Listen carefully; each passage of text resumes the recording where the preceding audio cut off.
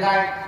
نماز پڑھیں گے ثواب ملے گا, روزہ رکھیں گے ثواب ملے گا, زکات دیں گے ثواب ملے گا, صدقہ کریں گے تو ہم کو ثواب مل جائے گا, حج عمرہ کر کے آ جائیں گے ہم کو ثواب مل جائے گا, غریبوں کی مدد کر دیں گے ثواب مل جائے گا. لیکن میرے پیارے ساتھیوں, کیا آپ جانتے ہیں کہ جب ہم مر جائیں گے اب نہ ہم نماز پڑھ سکیں گے, نہ روزہ رکھ سکیں گے, نہ زکات دے سکیں گے, نہ حج عمرہ کر سکیں گے, ہماری نیکیوں کا سلسلہ ختم ہو جاتا ہے. لیکن ہمارا اسلام ایسا مذہب ہے جو ہمیں اور آپ کو مرنے کے بعد بھی محروم نہیں کرنا چاہتا ہے.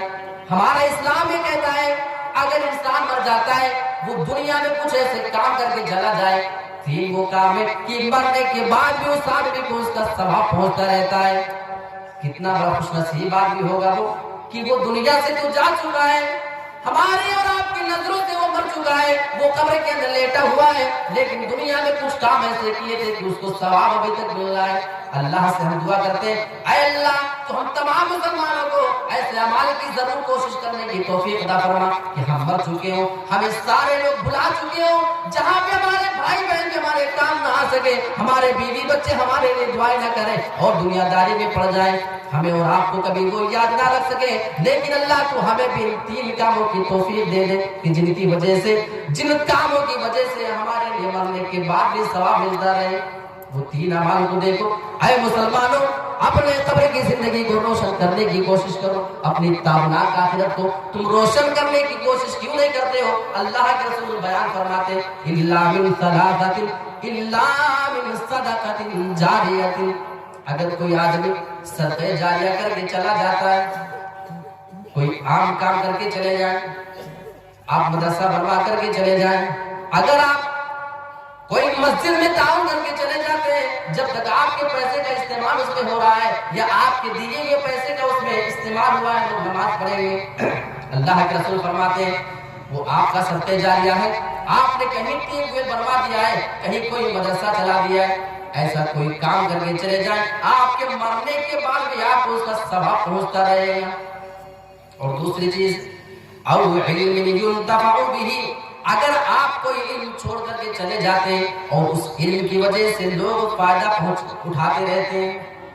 آپ کتاب لکھ دیں, آج کل اردو کا زمانہ, آپ کی کوئی اسپیچ ہے, کوئی تقریر ہے, جب تک لوگ سن کر کے اس سے فائدہ اٹھائیں گے انشاءاللہ اس کا ثواب آپ کو ملتا رہے گا. اور میں اپنے میڈیا والوں سے بھی یہ بات کہنا چاہوں گا, اگر ثواب کی نیت سے اس کام کو آپ کرتے ہیں کہ دین ہمارے ذریعے پہنچے گا, دین ہمارے, بس آپ کی نیت وہی کا فرق ہے, بس ہم دین کو پہنچانا چاہتے ہیں, ہم اللہ اور رسول کی بات کو پھیلانا چاہتے ہیں پوری دنیا کے اندر, اس وجہ سے ہم یہ کام کرتے ہیں, تو انشاءاللہ وہ چیز آپ کے لیے بھی سچے جائے گا.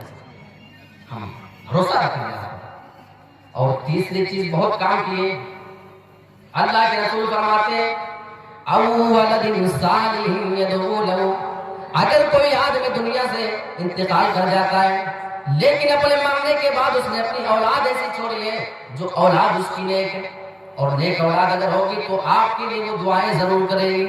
اور دونوں الفاظ اللہ کے رسول نے ایک ساتھ ملا کر کے بیان فرمائے او ولد صالح, اگر وہ دنیا میں کوئی نیک اولاد کو چھوڑ کر کے چلا جاتا ہے یدعو له, جو اللہ رب العالمین کے بارگاہ میں اس کے لیے دعائیں کریں, تو اس آدمی کو مرنے کے بعد بھی اس کا ثواب ملتا رہے گا.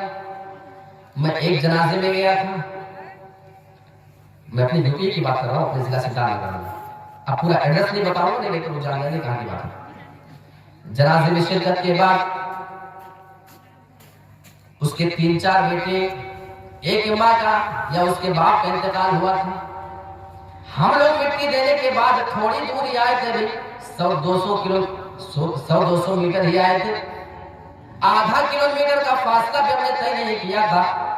ہاتھ وغیرہ وہیں دھلنے کے بعد واپس آنے لگے, وہیں پہ رک کر کے تھوڑی سی بات ہونے لگی, اور میں نے اس کے ایک بیٹے کو دیکھا, وہ ماں جو دفن ہو چکی ہے, ابھی 20 سے 25 منٹ کا وقت گزرا تھا. اللہ کے رسول فرما رہے ہیں جب انسان مر جاتا ہے تو منکر نکیر اس انسان کو قبر کے اندر بٹھا کر کے سوال و جواب کر رہے ہوتے ہیں. اس کی ثابت قدمی کے لیے ہمیں دعا کرنا چاہیے.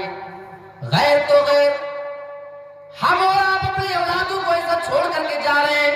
جب یہ منظر میں نے اپنی آنکھوں سے دیکھا تھا, اللہ کی قسم مجھے یہی حدیث وہاں پہ یاد آئی, او ولد صالح يدعو له, اگر کوئی نیک اولاد کو چھوڑ کر کے چلا جاتا ہے تو اس کی اولاد اگر اس کے لیے دعائیں کرے گی اللہ رب العالمین سے، اگر اپنے والدین کے گھر میں وہ دعائیں کرے گی تو اللہ اس کے لیے آسانی پیدا فرمائے گا، اس کا ثواب اس آدمی کو پہنچتا رہے گا۔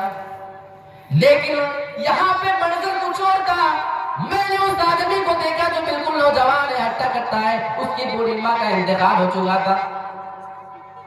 ہم لوگ کھڑے ہوئی باتیں کر رہے تھے اور تھوڑی ہی دیر میں سب سے پہلے وہ آدمی جانتے ہیں کیا باتیں کرنے لگا، کھیتوں کی فصل دیکھو، وہاں کی فصل ذرا سی آئی ہے اور یہاں کی فصل خراب دکھ رہی ہے۔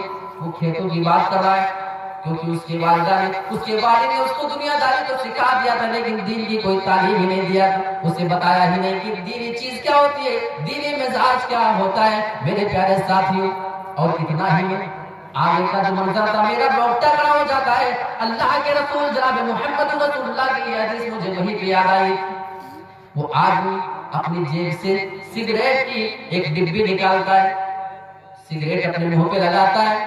ابھی 20 سے 25 منٹ کا وقفہ گزرنے پایا تھا لیکن وہ نوجوان وہیں پہ سگریٹ نکال کر کے اس کو ماچس سے جلا کر کے دھوئیں اڑا رہا ہے۔ میرے پیارے ساتھی، کہاں گئی رسول کی وہ حدیث، اول دل صالح یدعو لہ، اگر تم کوئی نیک اولاد اپنے پیچھے چھوڑ کر کے چلے جاؤ گے وہ تمہارے لیے دعا کرے گی۔ اگر اللہ رب العالمین کے دربار میں وہ ہاتھ اٹھا کر کے تمہارے لیے دعائیں کریں گی، یدعو لہ، جب وہ دعائیں کریں گی تو تمہارا جب بیٹا تمہارے لیے وہ دعائیں کرے گا تو اس کا ثواب اللہ رب العالمین تم کو دے گا، اس دعا کی وجہ سے اللہ تمہارے عذاب کے اندر تخفیف فرمائے گا۔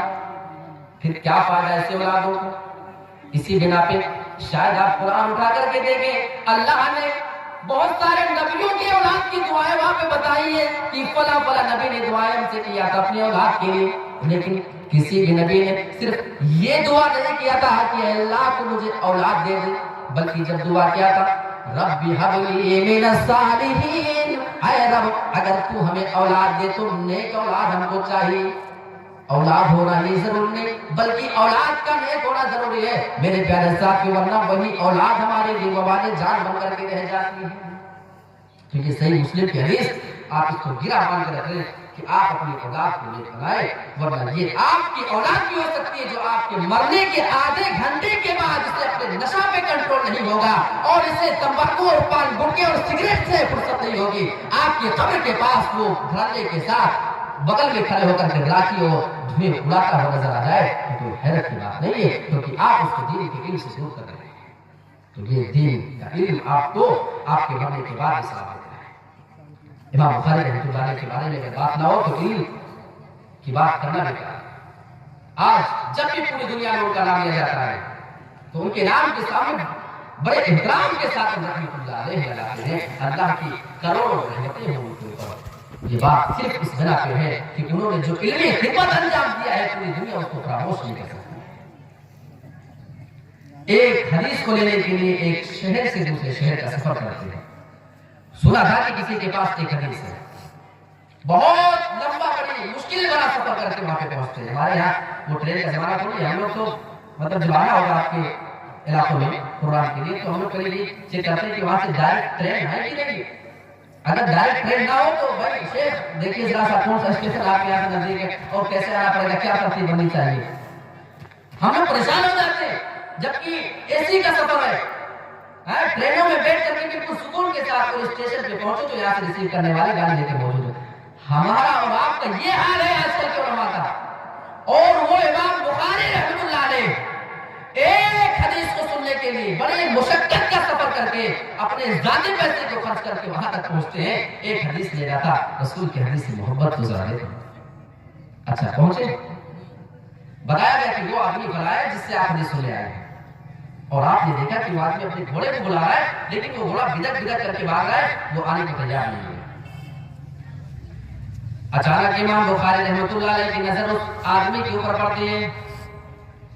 وہ آدمی اپنے دامن کو اٹھا کر کے اپنے گھوڑے کو بلانے لگا، وہ اپنے دامن کو ایسے اٹھا کر کے اس کو بلا رہا تھا اور آواز دے رہا تھا، آنے کی آواز اس کو دے رہا ہے۔ گھوڑا جب پلٹ کر کے دیکھتا ہے اور وہ اپنے دامن کو اٹھا کر کے ایسے سمیٹے ہوئے تھا تو گھوڑے کو ایسا اندازہ ہوتا ہے کہ شاید میرا مالک اپنے دامن میں چارہ رکھا ہے اور چارہ ہم کو کھلانے کے لیے بلانے کی کوشش کر رہا ہے۔ घोड़ा चल टिक्को दे दे अपने मालिक के पास आया। अब उसका मालिक दाम रखना नीचे किया, उसमें कुछ था तो खाली घोड़े को बुलाना था। आप लोग भी ऐसा करते हैं बकरी वगैरह बुलाने के लिए, है? और उसका नकील पकड़ा और लेकर के वापस आ गया। इमाम बुखारी ये मंजर देख रहे अपनी आंखों से। अच्छा, ये मंजर देखने के बाद इमाम बुखारी रहमतुल्लाह अलैह वापस हो गए कि भैया हमसे तुमसे कोई हदीस नहीं लेनी है। अच्छा, उसको बताया गया कि ये इमाम बुखारी थे जो तुम्हारे पास